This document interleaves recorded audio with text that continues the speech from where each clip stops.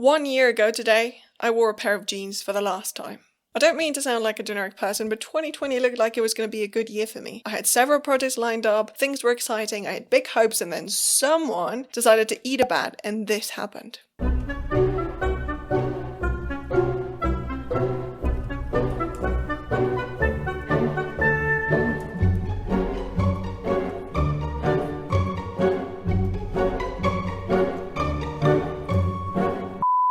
March 13th, 2020 started like any other day. I woke up, regretted that I was born, got ready and made my way to school. Little did I know that things were about to change completely and that from that day on, I would only put on trousers that weren't baggy and stretchy on very special occasions. That is, if I felt like changing out of my pajamas.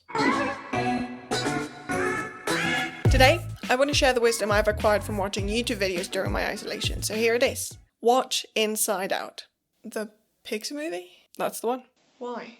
Before we get to that, do you remember the beginning of the pandemic? After the initial disbelief and shock and fear we felt, those first few weeks filled with heartwarming videos of support all around the world, virtual open doors everywhere, and the phrase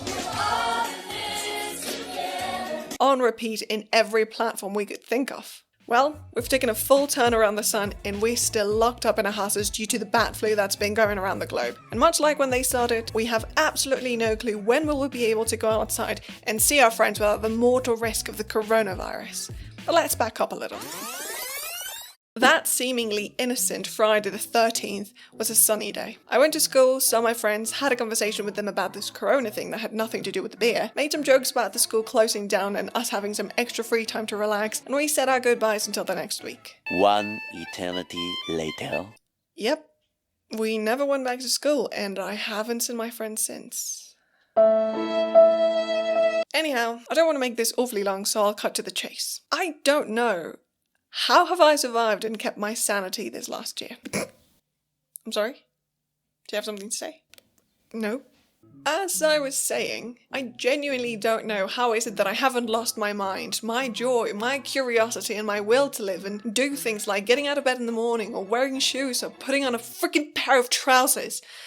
I mean, I'm great. I feel great. I am so in tune with life right now and just enjoying everything and living life at its fullest. I've learned 2 languages, finished like 30 books, exercised daily, I'm sleeping super well. Are you having a stroke?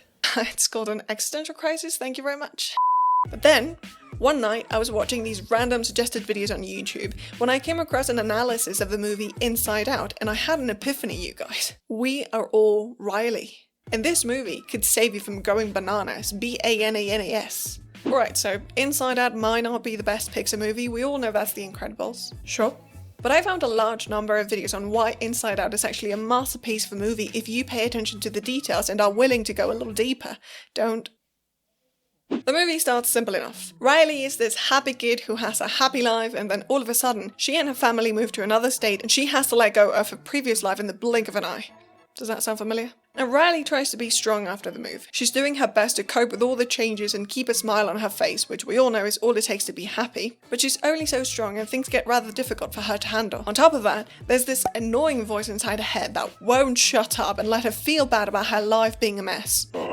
In our case, that's the responsibilities we have, like school and work, that haven't let us dwell in the shell of existence that our lives became when the quarantine began. But pretending to be happy and okay is not a solution. And whether we like it or not, we're gonna have to deal with our feelings eventually, much like Riley did in the movie. Riley's story carries on then. She tries to keep it together, fails, makes a huge mistake, and at the very last second, something inside her changes. That annoying chirpy voice quiets down and a different emotion takes over. Sadness.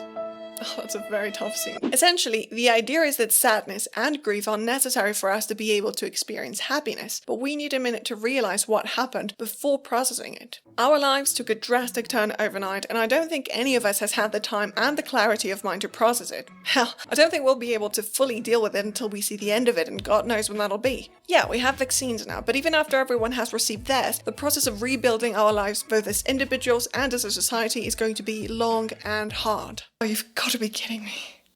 I am not saying that life before COVID was great. It's actually pretty messed up. Well, one video analysis took me to another and then another and then another after that, and they all mentioned something very important. We cannot bottle up our emotions and pretend to be happy and okay all the time. I take all the negative emotions and just bottle them and bury them, and they never come out. There was a lot of empathy at the beginning of this, but somewhere along the way, people started to move on, and the pull of time and things moving forward was so strong that we had to keep moving, even though we had no idea what was going on. I still don't. Anyhow, I wish I could give you better advice than watching an animated kids movie and letting you know that it's okay to feel sad. We will most likely feel like this for a while still, but if you can take the time to watch the movie, put yourself in Riley's shoes and let yourself feel what you gotta feel. No, I seem mental, but I'm fine. It might ease the weight we're carrying on our shoulders, and we may, slowly, grieve the life we had and begin to move forward. That's it for today's video. Thank you very much for watching. I hope you enjoyed it. I created a playlist of videos about Inside Out and I recommend each and every one of them, particularly these two. The first one is a reaction from a therapist to the movie, and the second one is an extraordinarily gorgeous analysis of the music of the film. So do check them out, they are fantastic. Take care, and until next time. Bye.